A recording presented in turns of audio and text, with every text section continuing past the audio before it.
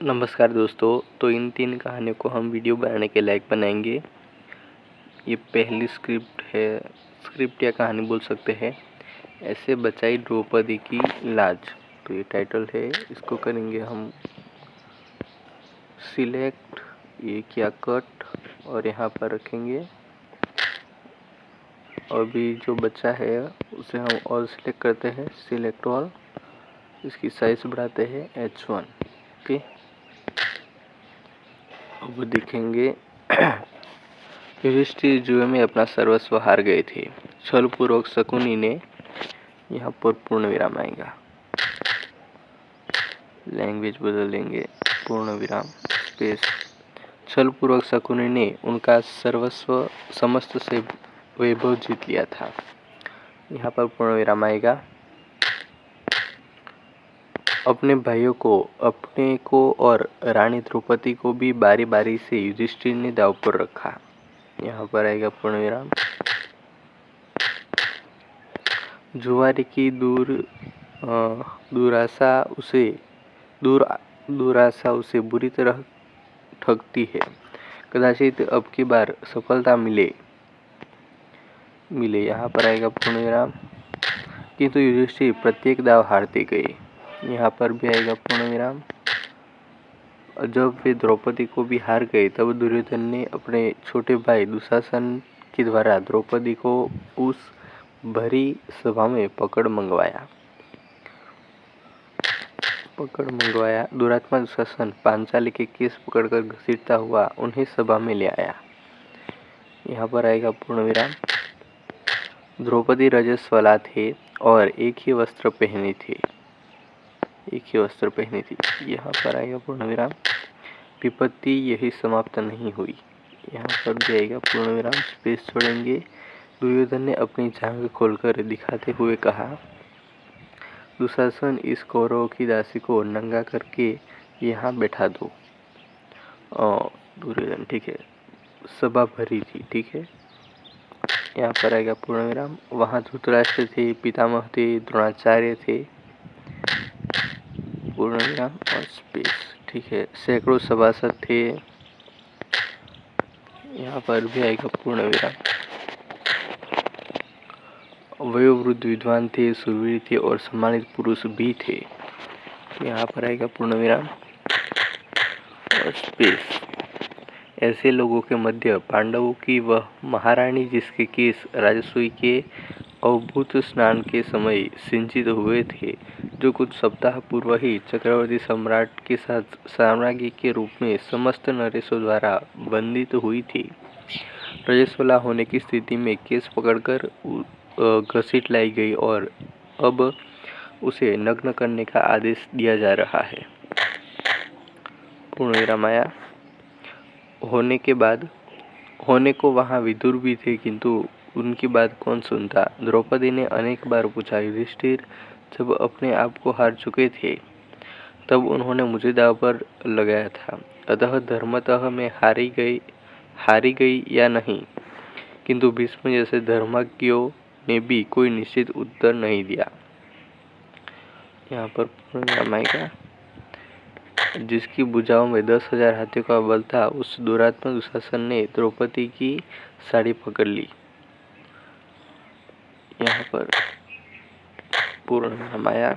मेरे त्रिभुवन विख्यात सुरवीर पति। द्रौपदी व्याकुल होकर इधर उधर देख रही थी कि कोई उसकी रक्षा करेगा, किंतु पांडवों ने लज्जा तथा शोक के कारण मुख दूसरी ओर कर लिया था। यहाँ पर आया पूर्ण विराम। आचार्य द्रोण, पितामह भीष्म, धर्मात्मा कर्ण। द्रौपदी ने देखा कि उसका कोई सहायक नहीं, तो यहाँ पर आएगा पूर्ण विराम। कर्ण तो उल्टे दुशासन को प्रोत्साहित कर रहा है और भीम, द्रोण आदि बड़े बड़े धर्मात्मा के मुख दुर्योधन द्वारा अपमानित होने की आशंका से बंद है और उनके मस्तक नीचे झुके हुए हैं। यहाँ पर भी आएगा पूर्ण विराम। एक वस्त्रा अबला नारी, उसकी एकमात्र साड़ी को दुशासन अपनी बल भरी मोटी भुजाओं के बल से झटके से खींच रहा है अपनी बल भरी। ये बल की जरूरत नहीं थी। इसे करते हैं कट।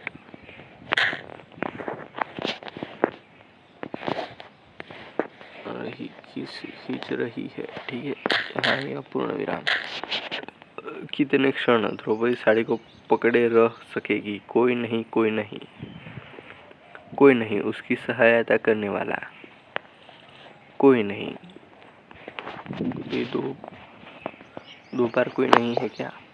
इसको हम करेंगे कट।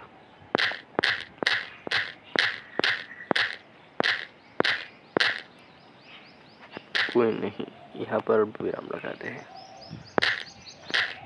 स्पेस, उसकी सहायता करने वाला, यहाँ पर आएगा पूर्ण विराम। उसके नेत्रों से झड़ी लग गई, दोनों हाथ साड़ी छोड़कर ऊपर उठ गए। उसे भूल गया सफा, भूल गई साड़ी, भूल गया शरीर। शरीर, ठीक है, शरीर। पूर्ण विराम आ गया।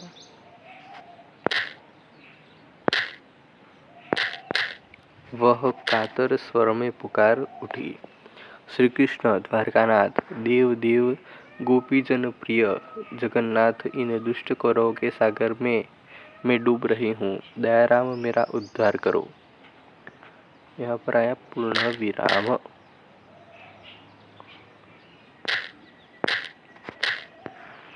द्रौपदी पुकारने लगी, पुकारती रही। उस आरतीनासन असहाय के सहायक करुणार्णव को यहाँ पर आएगा पूर्ण विराम।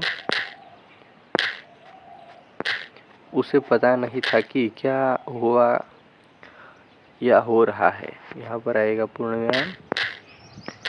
सभा में कोलाहल होने लगा। यहाँ पर आएगा पूर्ण विराम। लोग आश्चर्यचकित रह गए। दुशासन पूरी शक्ति से द्रौपदी की साड़ी खींच रहा था। यहाँ पर आएगा 1 2 स्पेस। वह हाफने लगा था, थक गई थी 10,000 सहस्त्र हाथियों का बल रखने वाली उसकी भुजाएं। यहाँ पर आएगा पूर्ण विराम, कट, पूर्ण विराम। द्रौपदी की साड़ी से रंग बिरंगे वस्त्रों का अंबार निकलता जा रहा था। 1 2 पूर्ण विराम स्पेस। वह 10 हाथ की साड़ी पांचाली के शरीर से तनिक भी हट नहीं रही थी। यहाँ पर आएगा पूर्ण विराम स्पेस। वह तो अनंत हो चुकी थी। कट, पूर्ण विराम। दयामयी द्वारकानाथ रजस्वला नारी के उस अपवित्र वस्त्र में ही प्रविष्ट हो गए थे।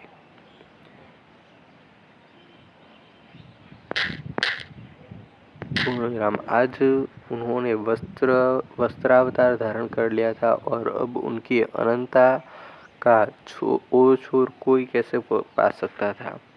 विदुर, यह कोलाहल कैसा है? अंधे राजा धृतराष्ट्र ने घबराकर पूछा। पूर्ण विराम। महात्मा विदुर ने बताया, दुशासन द्रौपदी की साड़ी खींचते खींचते थक चुका है, वस्त्रों का ढेर लग गया है। आश्चर्यचकित सभासदों का यह कोलाहल है। साथ ही आपकी यज्ञशाला में श्रृंगाल घुस आए हैं और रो रहे हैं। श्रृंगाल क्या होता है? पूर्ण विराम। दूसरे भी बहुत से अपशकुन हो रहे हैं। द्रौपदी सर्वेश्वर श्री कृष्ण को पुकारने में तन्मय हो रही है। उन सर्वसमर्थ ने अभी तो उनकी साड़ी बढ़ा दी है, किंतु यदि शीघ्र पांचाली को प्रसन्न नहीं करते तो श्री कृष्ण का महाचक्र कब प्रकट होकर एक क्षण में आपके पुत्रों का नष्ट कर देगा, यह कोई नहीं कह सकता।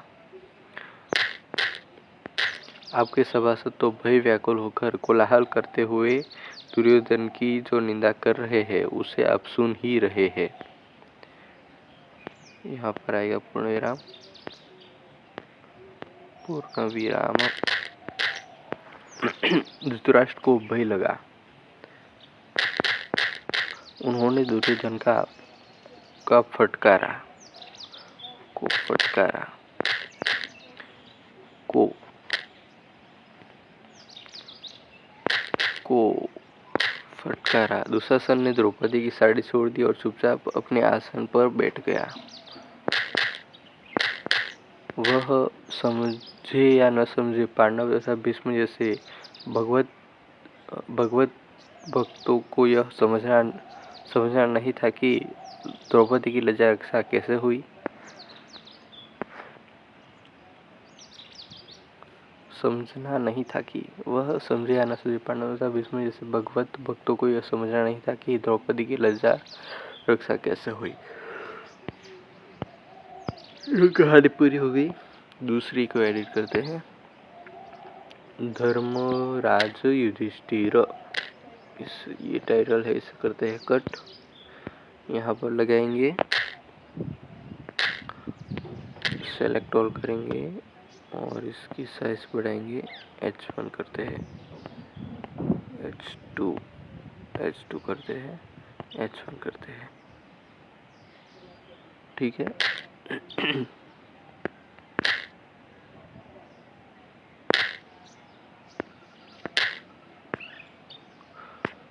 चलो देखते हैं। काफी बड़ी कहानी है। धर्मराज युधिष्ठिर पांडु का जयेश पुत्र था। यहाँ पूर्ण नाम। धर्मराज द्वारा कुंती के आह्वान पर बुलाए जाने पर उनके अंश से ही यह पैदा हुआ था, इसलिए धर्म और न्याय इसके चरित्र में कूट कूट कर भरा था। पूर्ण विराम। इसी के कारण इसको धर्मराज युधिष्ठिर पुकारा जाता था।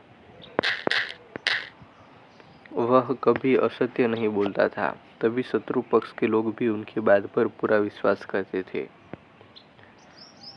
पूर्ण विराम। स्वार्थ के कारण किसी प्रकार अनुचित कार्य करना इनको नहीं सुहाता था। वह धीर बुद्धि था। ठीक है।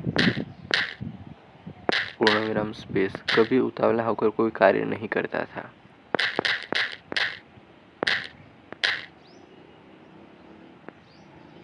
स्पेस आएगी। भीम, अर्जुन तथा अन्य भाइयों को कभी कभी गुस्सा आता था तो वे मर्यादा की सीमाओं को भी लांघने को तैयार हो जाते थे, लेकिन युधिष्ठिर ने कभी सत्य के मार्ग को नहीं छोड़ा। अगर उसके चरित्र को अच्छी तरह देखा जाए तो वह व्यक्ति क्षत्रिय अवश्य था, लेकिन एक योद्धा क्षत्रिय न होकर दार्शनिक क्षत्रिय था। यहाँ पूर्ण विराम। उसकी चेतना केवल क्षत्रिय की सीमाओं के अंदर ही नहीं सीमित नहीं थी, बल्कि वह प्रायः जीवन की विराट सत्यों का चिंतन किया करता था। यहाँ पर आएगा पूर्ण विराम। छल कपट उसे छू तक नहीं गया था।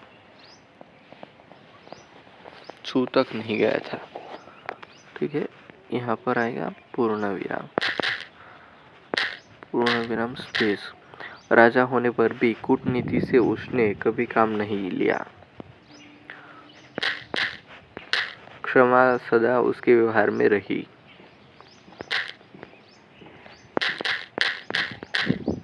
बड़े से बड़े अपराधी को भी वह क्षमा कर देता था। गुरुदेव द्रोणाचार्य के पुत्र अश्वत्थामा ने प्रतिहिंसा की आग में जलकर द्रौपदी के 5 पुत्रों को सोती अवस्था में मार दिया था। ये बात तो सत्य ही है। इससे बड़ा अपराध और क्या हो सकता है। एक तो पुत्रों की हत्या, वंशनाश करने की कुचेष्टा और इस तरह अन्याय से, लेकिन युधिष्ठिर ने उस आतताई अश्वत्थामा को भी क्षमा कर दिया। उस समय अश्वत्थामा का वध करने के लिए तुले हुए पांडव उसके सामने कुछ नहीं बोल पाए थे। उसकी आत्मिक शक्ति इतनी अधिक थी कि एक बार तो कितने भी क्रोधी स्वभाव का व्यक्ति उसके सामने सिर झुका देता था। स्वभाव से वह सहनशील था। यह पूर्ण है। दूसरों की क्षुद्रता पर रोष करना उसे नहीं आता था। कौरवों ने क्या क्या कुचक्र नहीं रचे। उन्होंने अपने ही भाई पांडवों को वारणावत भेज दिया और वहां लाक्षागृह में ठहराया। वहां से उनको सुरंग लगाकर भागना पड़ा और इस तरह दुर्योधन का वह षड्यंत्र निष्फल चला गया। लेकिन युधिष्ठिर को इस पर भी क्रोध नहीं आया। उसने कभी भी अपने मुंह से यह बात नहीं कही कि दुर्योधन को नष्ट कर देना चाहिए। सच देखा जाए तो वह पूरी तरह निष्काम कर्मयोगी था। इस भौतिक संसार के सुख और दुख उसको अधिक विचलित नहीं करते थे।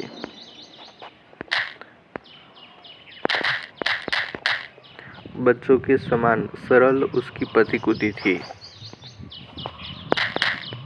दूसरों के बनाए षड्यंत्रों का वह नहीं जान पाता था।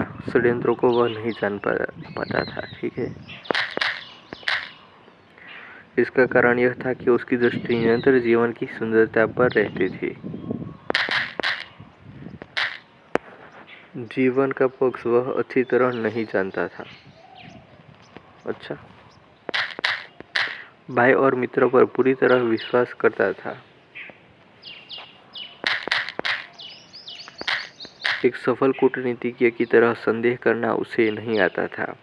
तभी उसने दुर्योधन का जुआ खेलने का प्रस्ताव सहर्ष स्वीकार कर लिया। राजसूय यज्ञ के पश्चात उसने उसके वैभव को देखकर वृद्ध धृतराष्ट्र के मन में ईर्ष्या जाग उठी थी। उधर दुर्योधन भी अंदर ही अंदर इस सारे वैभव से जल रहा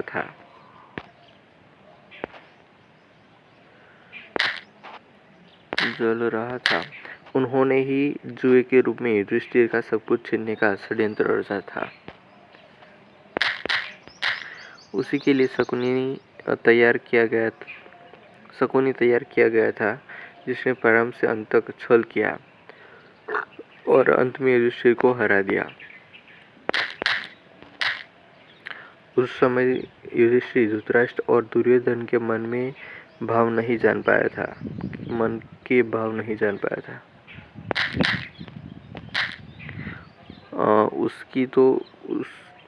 उसकी तो उनके प्रति पहले जैसी ही श्रद्धा थी। जुए में वह सब कुछ हार गया। यहाँ तक कि अपनी प्रिय पत्नी द्रौपदी और अपने प्यारे भाइयों को भी उसने दांव पर लगा दिया।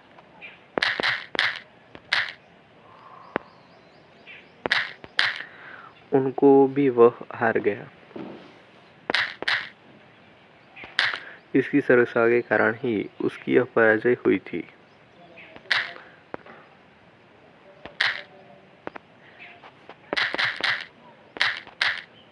उसके बाद जब द्रौपदी का भरी सभा में अपमान किया गया तो वह कुछ भी नहीं बोला। इसका कारण उसकी न्याय प्रवृत्ति थी।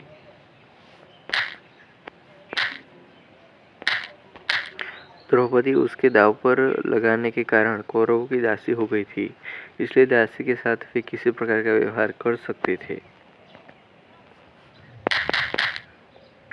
यही उस समय समाज की मर्यादा थी।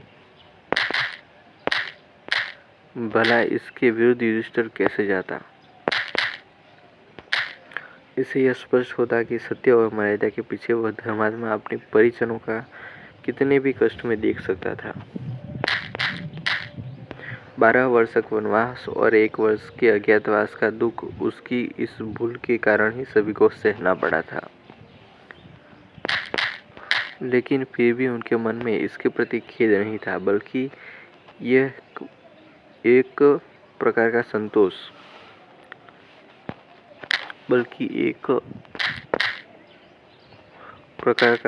और सुख था कि वह अपने धर्म का पालन कर रहा है और उसने वनवास और अज्ञातवास की वह अवधि पूरी की।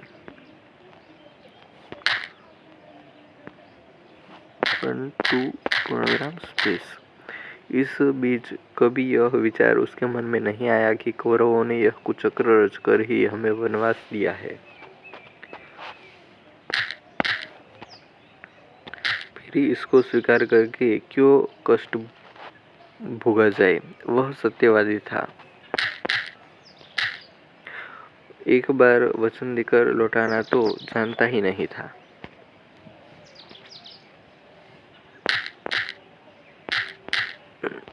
वनवास के समय अन्य भाई कभी कभी विक्षुब्ध हो उठते थे और कहते थे कि कौरवों के इस अन्याय को स्वीकार करना भी कौन सा धर्म है।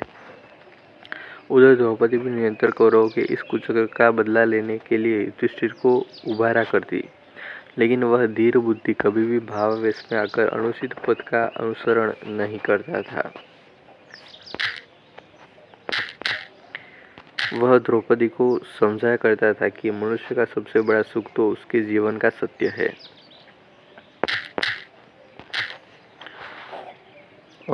यदि वह उसने छोड़ दिया तो धन धान्य तथा अन्य राजसी ऐश्वर्य उसकी आत्मा को कभी संतोष नहीं पहुंचा सकते। पूर्ण विराम आएगा। असंतोष और तृष्णा ही तो जीवन के दुख का हेतु है। इन्हीं को जीतना जीवन की सबसे बड़ी विजय है।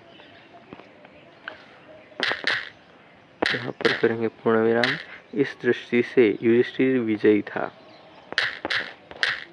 उसका चेहरा सदा प्रशांत भाव से दीप्यमान रहता था।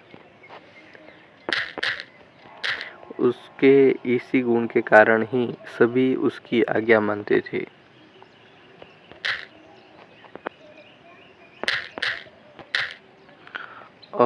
उसने अपने चरित्र से पूरी तरह सिद्ध कर दिया था कि महात्मा ही इस संसार में पूज्य है। बाकी अन्य बड़े से बड़े सम्राट भी अपने कार्य के द्वारा घृणा के पात्र हो जाते हैं।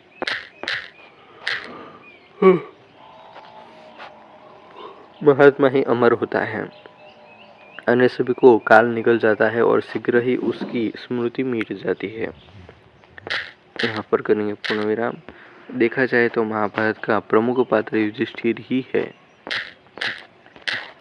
जो अपने युग की सीमाओं के भीतर रहकर भी जीवन के विराट सत्यों की ओर पूरी तरह सजग रहता है।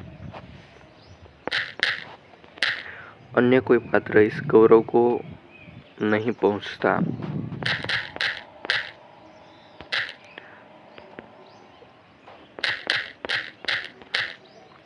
वही था जिसने कुत्ते को भी स्वर्ग का अधिकारी बनवाया था।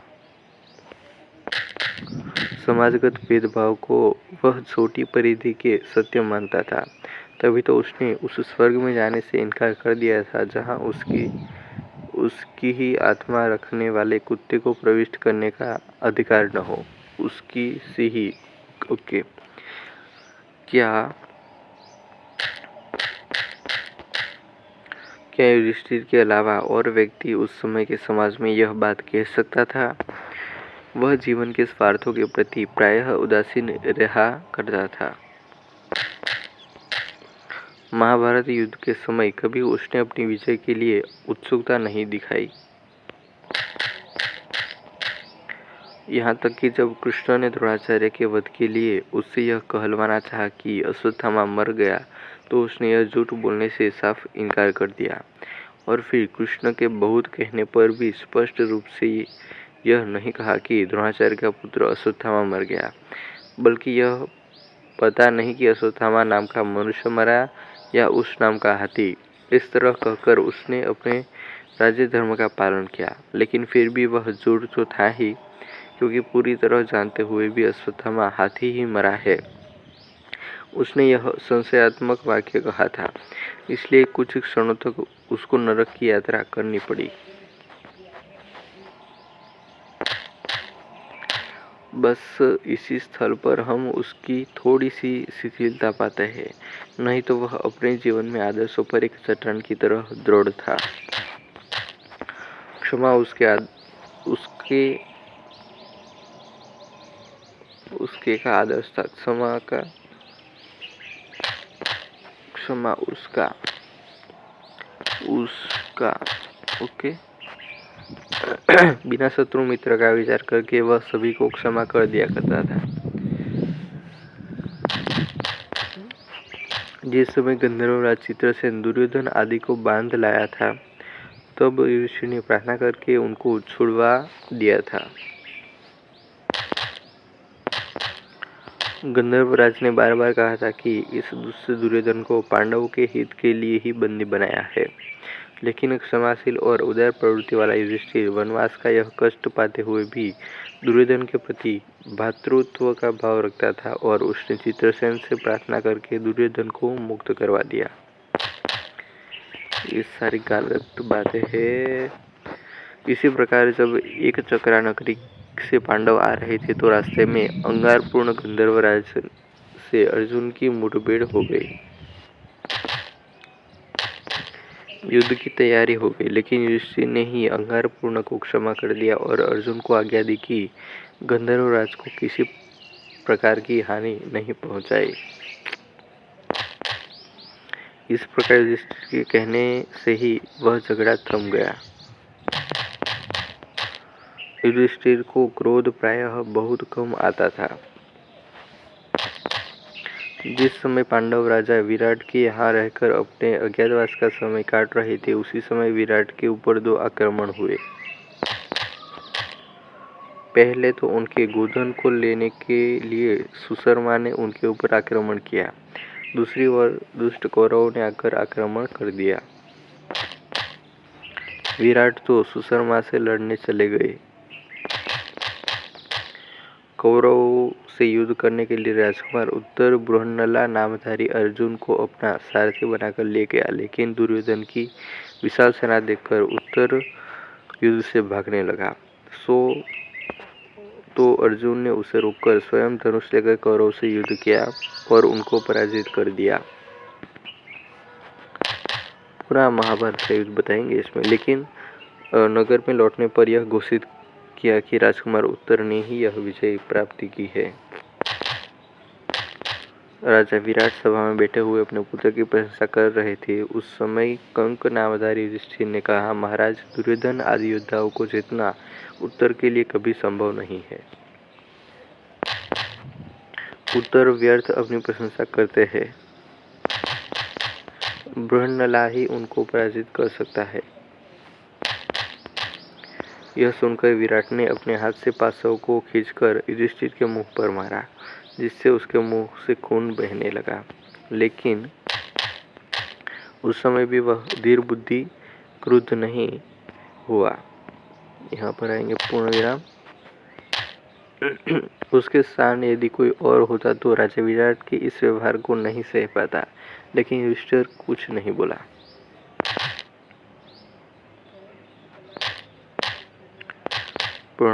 उसकी इस महानता के कारण ही बाद में यह पता लगने पर ही कि अन्य नामधारी सभी पांडव भी यहाँ ठहरे हुए हैं। राजा विराट को अपने व्यवहार पर बड़ा दुख हुआ और उसने युधिष्ठिर से अपने दुष्टतापूर्ण व्यवहार के लिए क्षमा मांगी। वह बड़ा ही विनयशील था।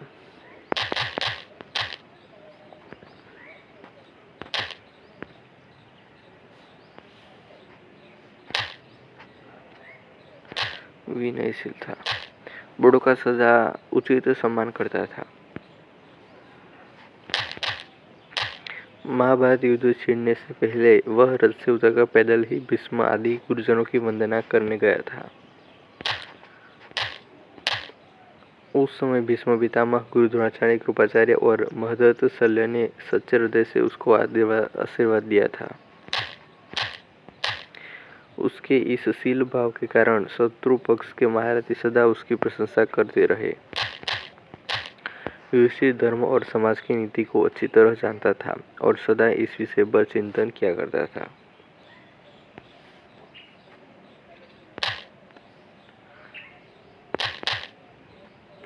वनवास के समय एक बार भीमसेन एक विशाल अजगर के चंगुल में फंस गया।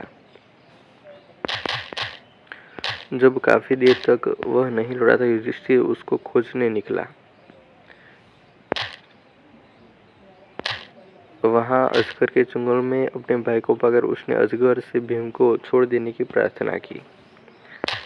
अजगर ने कहा कि यदि तुम मेरे प्रश्नों का ठीक ठीक उत्तर दोगे तो मैं तुम्हारे भाई को छोड़ दूंगा। गलत है स्टोरी। युधिष्ठिर ने यह शर्त स्वीकार कर ली। कहानी है, ठीक है, कहानी की तरह लीजिए। इसके पश्चात अजगर ने धर्म और राज्य समाज नीति पर प्रश्न पूछना शुरू किया।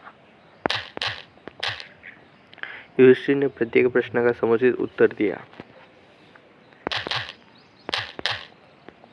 इससे प्रसन्न होकर अजगर ने भीम को छोड़ दिया।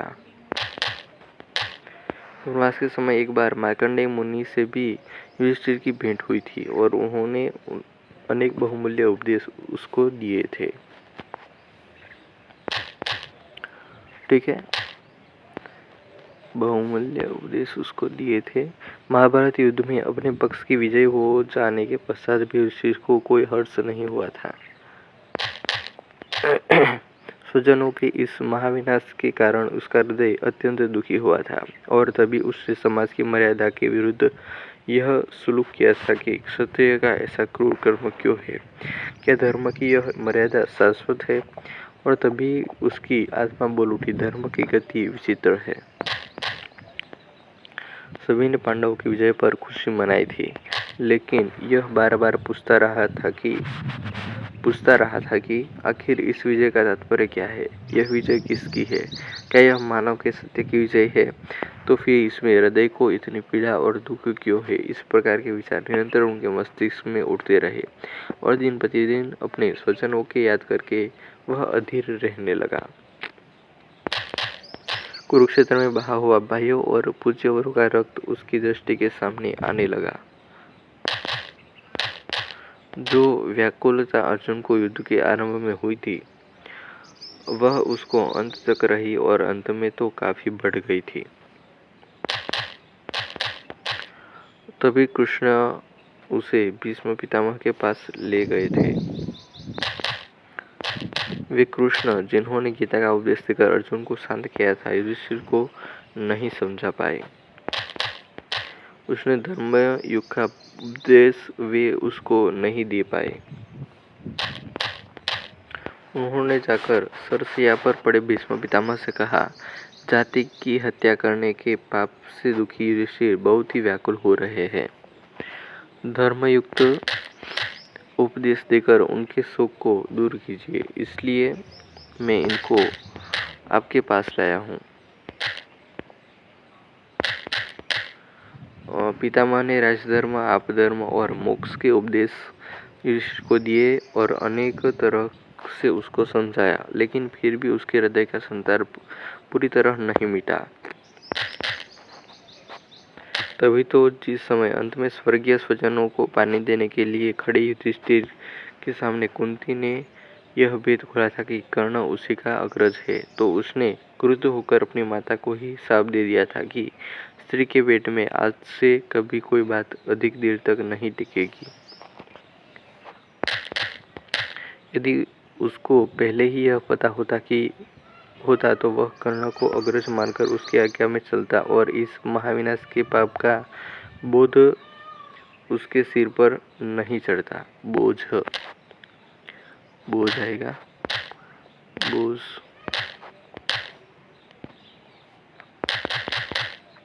अंत तक उसके हृदय को यही बात कष्ट देती रही कि सबसे बड़ा भाई होने नाते वही उस महाभारत के भीषण संग्राम के लिए उत्तरदायी है। होने के नाते वही होने के उत्तरदायी है। ठीक है, हाँ। युद्ध समाप्त होते ही द्रौपदी के 5 पुत्र मारे गए। उधर अभिमन्यु पहले ही मारा जा चुका था। फिर कृष्ण के कुल में भी फूट पड़ गई थी और वहां भी सर्वनाश हो गया था। स्वयं श्री कृष्ण को उपेक्षित की भांति अपने प्राण त्यागने पड़े थे। उस समय उनका दाह संस्कार करने तक के लिए उनको कोई स्वजन उपस्थित नहीं था। इन सभी कारणों से युधिष्ठिर जीवन के प्रति उदासीन हो उठा। यद्यपि महाभारत के बाद कुछ वर्ष तक वह राज्य करता रहा, लेकिन कभी भी उसका चित्त प्रसन्न नहीं रहा। अनेक प्रकार के भयानक प्रश्न उनके मस्तिष्क में उठते रहे और उसकी चेतना को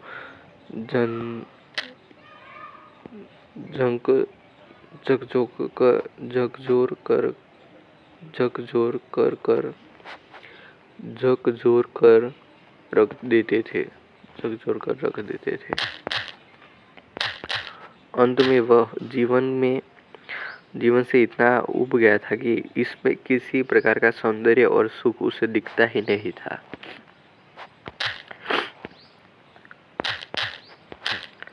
जीवित रहने का लगाव उसके हृदय से मिट गया था।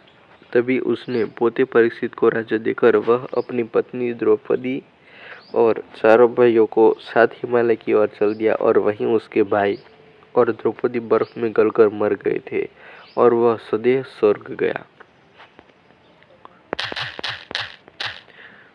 इंद्र और स्वयं धर्मराज उसको लेने आए थे। यह उसके पुण्य का प्रभाव ही था। पहले पहले उसे नरक में होकर गुजरना पड़ा था। वहां सहसा उसे अपने भाइयों तथा द्रौपदी की चित्कार सुनाई दी। इससे वह व्यथित हो उठा और इंद्र से पूछने लगा, क्या कारण है कि मेरे भाइयों और द्रौपदी को नरक की दारुण यातना भोगनी पड़ रही है। इंद्र ने कहा, हे धर्मराज, मनुष्य को अपने कर्मों का फल भोगना पड़ता है। तुम्हारे भाइयों और द्रौपदी के थोड़े पाप कर्म है, उन्हीं के कारण इनको ये यातनाएं सहनी पड़ रही है, लेकिन शीघ्र ही इनकी मुक्ति होगी और फिर सदा ये पुण्यों के फलस्वरूप स्वर्ग का आनंद भोगेंगे।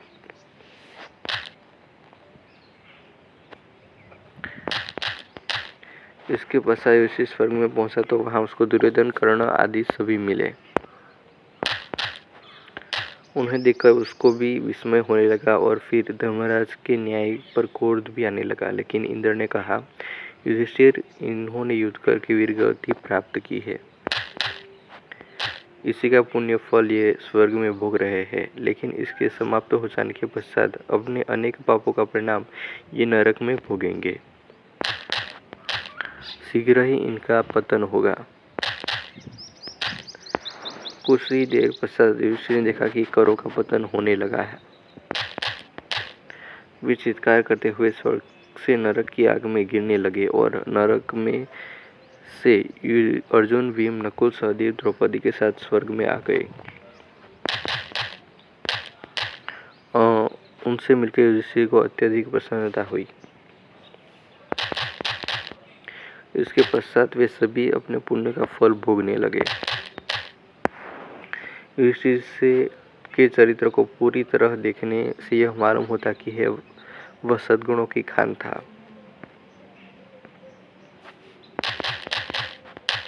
वह एक विचारक था जो निरपेक्ष दृष्टि से मानवतागत मूल्यों पर विचार किया करता था और फिर अपने हृदय की बात को कहने का साहस रखता था।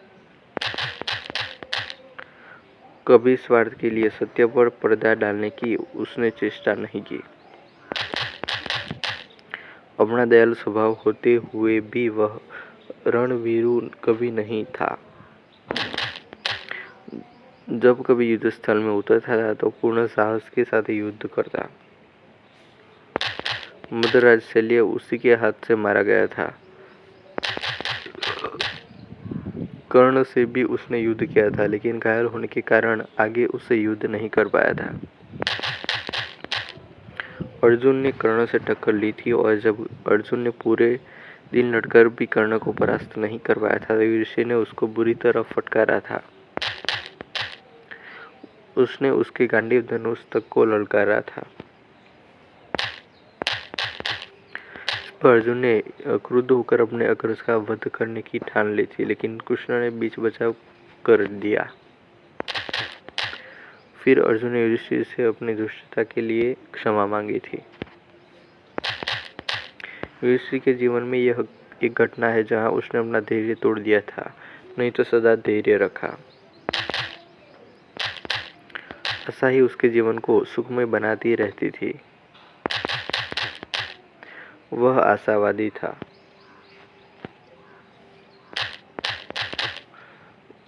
बड़ी से बड़ी आपत्ति आने पर भी वह घबराता नहीं था और उनके बीच में भविष्य में सुखी जीवन की आशा रखता था।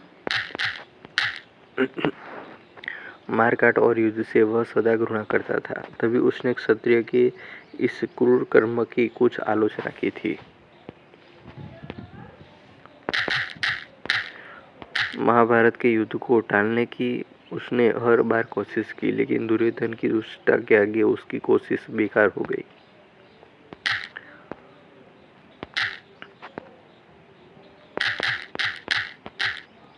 उसने वनवास तक स्वीकार कर लिया और फिर कौरवों ने अपना हिस्सा प्राप्त करने तक की आशा की, लेकिन वह भी उसे नहीं मिला। तब अंत में विवश होकर उसने युद्ध करना पड़ा। स्वाभिमानी वह पूरा था, वह कभी दबना नहीं जानता था। दबता तो वह सत्य से था। ठीक है, व्यक्ति की सत्ता का उनके सामने अधिक मूल्य नहीं था। द्रौपदी के अपमानित होने के समय वह सिर्फ मर्यादा और अपने दिए हुए वचन के कारण ही चुप बैठा रहा था, किसी प्रकार के भय के कारण नहीं। माता का भी वह अनन्य सेवक था। पुत्रहीन गांधारी की उसने ऐसी सेवा की थी कि स्वयं दुर्योधन भी अपने जीवन काल में ऐसी सेवा नहीं कर पाया। धृतराष्ट्र भी उसकी सेवा से प्रसन्न हो गए थे।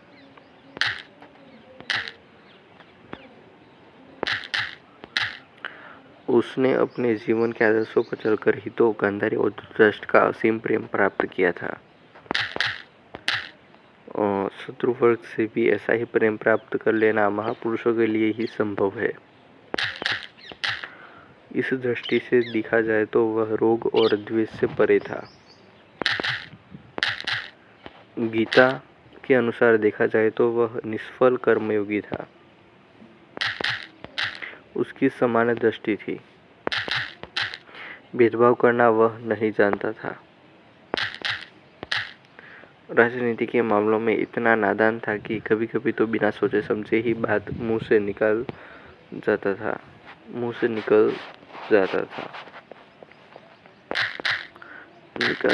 इसी प्रकार जब कौरव पक्ष का अंतिम योद्धा दुर्योधन बच रहा और वह जाकर द्वीपायन सरोवर में जा छिपा, तो सभी पांडव उसे खोजते हुए वहीं जा पहुंचे।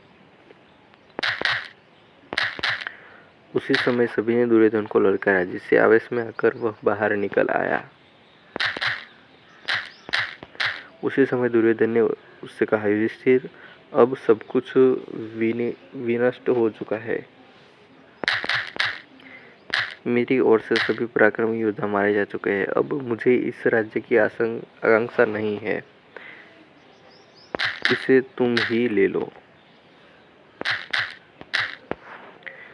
इस पर ऋषि बोला, दुर्योधन, यदि तुम इसी डर से इस सरोवर में छिप गए हो कि अकेले पर हम सभी आक्रमण करेंगे, तो सुनो, हम पांचों भाइयों में से जिस एक से तुम युद्ध करना चाहो उसी से युद्ध कर लो।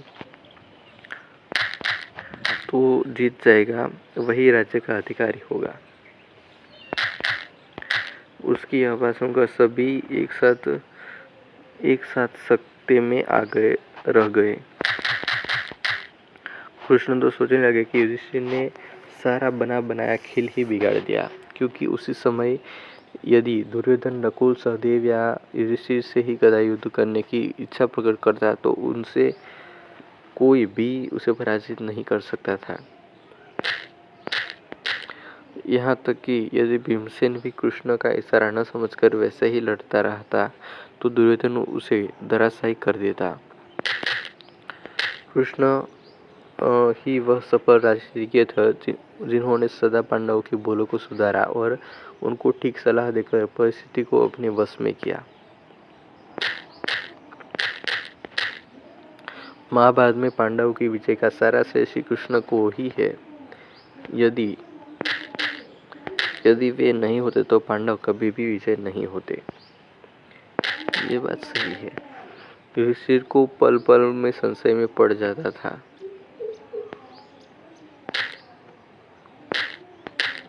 एक तरफ तो महाभारत का युद्ध हो रहा था और दूसरी ओर उसकी आत्मा में एक प्रकार का भीषण संघर्ष चल रहा था। इसी निर्दय चलते संघर्ष के कारण वह कभी एक सत्य की तरह क्रूर नहीं हुआ। उसने कभी अपने आप को अन्य सत्य धर्म की सीमाओं में नहीं मिटाया, बल्कि वह तो सत्य को खोजने वाला दार्शनिक था। दुर्योधन के प्रति एक बार भीम इतना क्रूर हो गया था कि उसकी जांघ तोड़ने के बाद वह उसके सिर को लात मारने के लिए भी उद्यत हो गया, लेकिन युधिष्ठिर ने भीम को रोक लिया। उसके हृदय में दुर्योधन के प्रति एक प्रकार की घृणा नहीं थी। घृणा उसे मनुष्य से नहीं थी, बल्कि मनुष्य के विकारों से थी। क्षत्रिय होकर भी जीवन की समस्याओं के ऊपर निरंतर चिंतन करने वाला इतिहास में यह पहला ही दार्शनिक मिलता है जिसकी चेतना ने मर्यादा की संकीर्णता को स्वीकार नहीं किया था। अंत में महाभारत के इस महान दृष्टा का जीवन संसार को यह पाठ देकर समाप्त हो गया कि धर्म की गति विचित्र है। मनुष्य जिन मर्यादाओं को सत्य और शाश्वत मानता है वे शाश्वत नहीं है। चेतना का प्रवाह पहले रहता है और उन मूल्यों में निरंतर परिवर्तन आता रहता है। महाभारत का अंत की तीव्र विषमता और दुख में हुआ, उसी प्रकार इसका जीवन भी दुख को इस संसार में सत्य घोषित करके समाप्त हुआ। वह प्रमाणित कर गया कि मनुष्य के सुख और वैभव से भी ऊंचा मनुष्य के जीवन का सत्य है और उसी के साक्षात्कार से जीवन में सच्चा संतोष मिलता है। उसी से परलोक में स्वर्ग का सुख मिलता है। अंत में यह कहना उचित होगा कि युधिष्ठिर महाभारत का सबसे महान और उदात्त पात्र है, जिनके चरित्र के द्वारा ही महाभारत का दार्शनिक पक्ष स्पष्ट होता है। ठीक है, ये कहानी बड़ी लंबी थी। अब लास्ट कहानी देखते हैं। जब टूटा शनिदेव का अहंकार।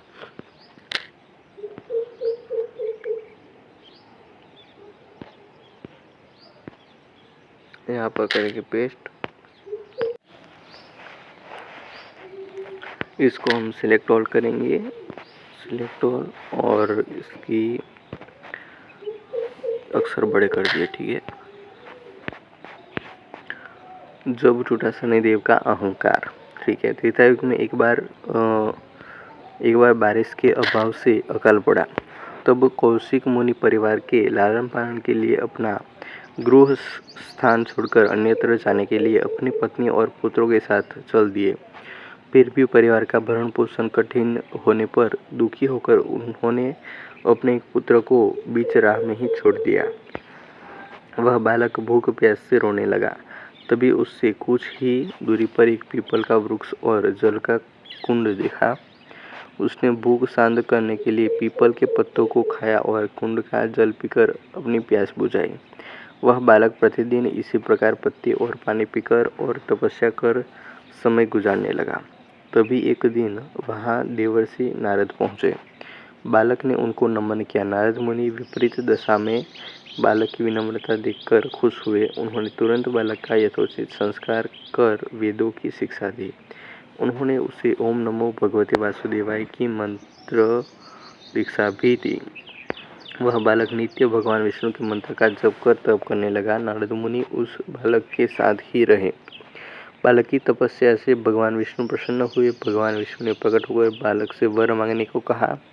बालक ने भगवत भक्ति का वर मांगा। तब भगवान विष्णु ने बालक को योग और ज्ञान की शिक्षा दी, जिससे वह परम ज्ञानी महर्षि बन गया। एक दिन बालक के मन में जिज्ञासा पैदा हुई। उसने नारद मुनि से पूछा कि इतनी छोटी उम्र में ही क्यों मेरे माता पिता से अलगाव हो गया, क्यों मुझे इतनी पीड़ा भोगना पड़ रहा है।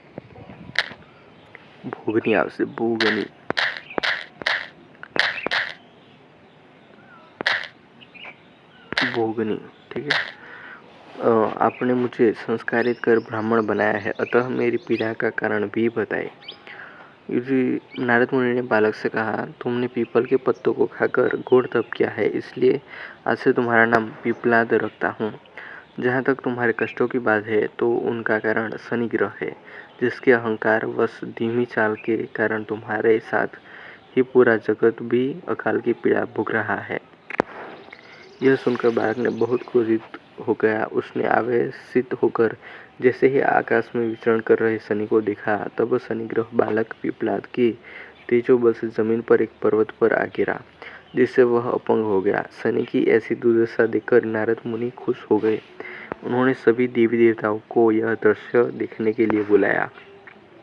तब वहां पर ब्रह्मदेव सहित अन्य देवों ने आकर बालक पिपलाद के आवेश को शांत कर कहा कि नारद मुनि द्वारा रखा गया तुम्हारा नाम श्रेष्ठ है और आज से तुम पूरे जगत में इसी नाम से प्रसिद्ध होगे।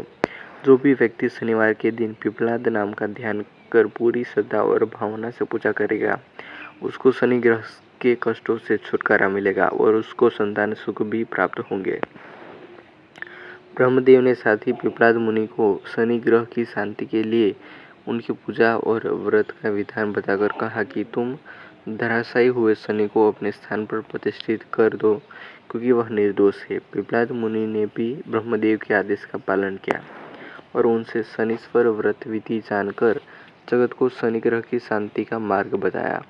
इसलिए शनि ग्रह की शांति के लिए शनिवार के दिन पीपल के वृक्ष के साथ ही शनिदेव की पूजन की परंपरा है।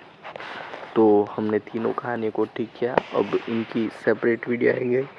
यह वीडियो पसंद आया हो तो वीडियो को लाइक, कमेंट और शेयर कर दीजिएगा और चैनल को सब्सक्राइब कर दीजिएगा। मिलते हैं और एक वीडियो में। जय हिंद, वंदे मातरम।